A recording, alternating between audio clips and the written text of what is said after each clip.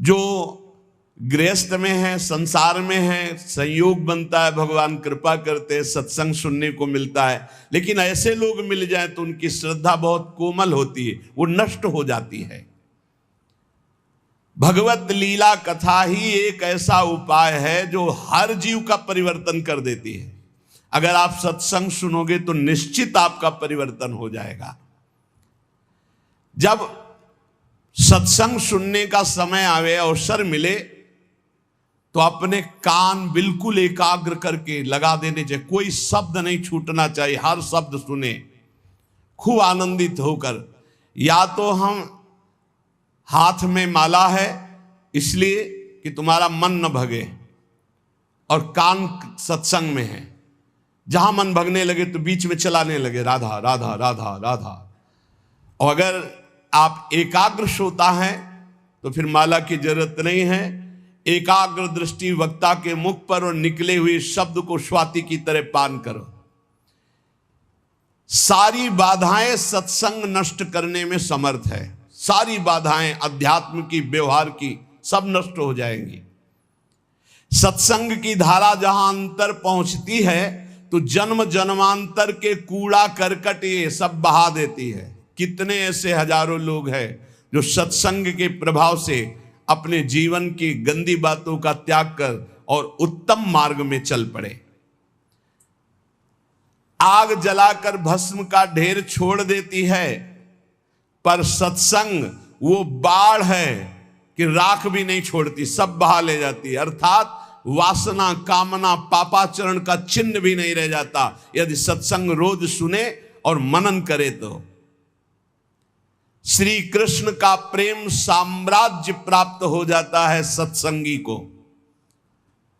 जहां श्रोता के मन में वक्ता की परीक्षा लेने की बात आती है, ये देखे चल के कैसा ज्ञान है इनको, तर्क करने की बात आती, विवाद करने की बात आती, उन श्रोताओं को विशेष लाभ नहीं मिलता। जो केवल रस पीने की इच्छा, क्या भगवत चर्चा का रस है, आहा आनंद, आज तो सौभाग्य हो गया कि हमें सत्संग सुनने को मिला। ये परिवार, रुपया पैसा, नाना प्रकार की भोग सामग्री, पद तो सबको मिल रहे हैं, पापियों के पास भी है। सुतदाराधन लक्ष्मी पापियों के घर हो, संत समागम हरि कथा तुलसी दुर्लभ दोय।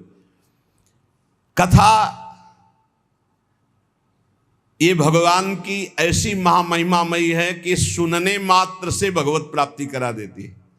देखो, बड़े याज्ञिक और विद्वान हैं, वेदज्ञ हैं मथुरा के ब्राह्मण, लेकिन इनको भगवत दर्शन नहीं हुआ।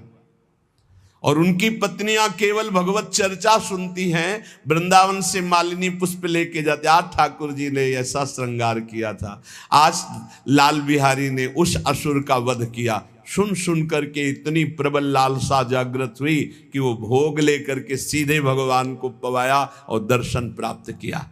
रत्नावती जी ने और कभी कोई साधना नहीं की थी, केवल दासी ने भगवत चर्चा सुनाई। तो भगवत चर्चा सुनते सुनते ऐसी महान की भक्त भूप उनको कहा श्री नाभाजी ने। ये अंतरंग लीला में प्रवेश, जब बाहर सुनते सुनते तो अंतरंग लीला में सीधे प्रवेश सत्संग करा देता है। भगवान की लीला कथा ऐसी है कि अगर कानों में शब्द पहुंच जाए तो पाप और ताप दोनों का नाश कर देती है। पर जो श्री कृष्ण के भक्त हैं, प्रेमी हैं, उन्हीं के मुख से सुनने पर यह परिवर्तन होता है, अन्यथा नहीं। यहां पूज्य भाई जी महाराज कह रहे कि ऐसा लीला कथा का प्रभाव कि सीधे भगवत प्राप्ति। तो जो श्री कृष्ण के भक्त हैं, प्रेमी हैं, जो रुपया के भक्त नहीं, मान प्रतिष्ठा के भक्त नहीं, व्यवहार के भक्त नहीं, केवल परमार्थ के भक्त हैं, उनको ये वाणी में उनमें प्रवीणता होती है, यह सामर्थ्य होती है कि जीव के स्वभाव का परिवर्तन मर्दन करके उसमें भागवतिक स्वभाव प्रकाशित कर देना। जब कोई श्री कृष्ण भक्त, श्री कृष्ण प्रेमी भगवत चर्चा करता है तो अहो भाग्य, बड़ा सौभाग्य उसका जिसको सुनने को मिलता है। तब उसके पाप ताप सब भस्म हो जाते हैं, क्योंकि उनकी वाणी श्री कृष्ण से जुड़ी हुई है, उनका चित्त श्री कृष्ण से जुड़ा हुआ है। अतएव जो शब्द उच्चारण करते हैं उसमें श्री कृष्ण की सामर्थ होती है और जीव का परिवर्तन कर देती है। ज्ञान योग से भगवान को ब्रह्म समझकर भजने वाले संसार से मुक्त होना चाहते हैं। अष्टांग योग वाले समाधि में स्थित होकर परमात्मा की दिव्य सिद्धियां और ज्योति दर्शन पाना चाहते हैं। ऐश्वर्य ज्ञान युक्त भक्त लोग सामीप्य सायुज्य आदि मोक्ष चाहते हैं। ये सब आत्महित चाहते हैं। लेकिन सत्संगी श्री कृष्ण प्रेम चाहता है।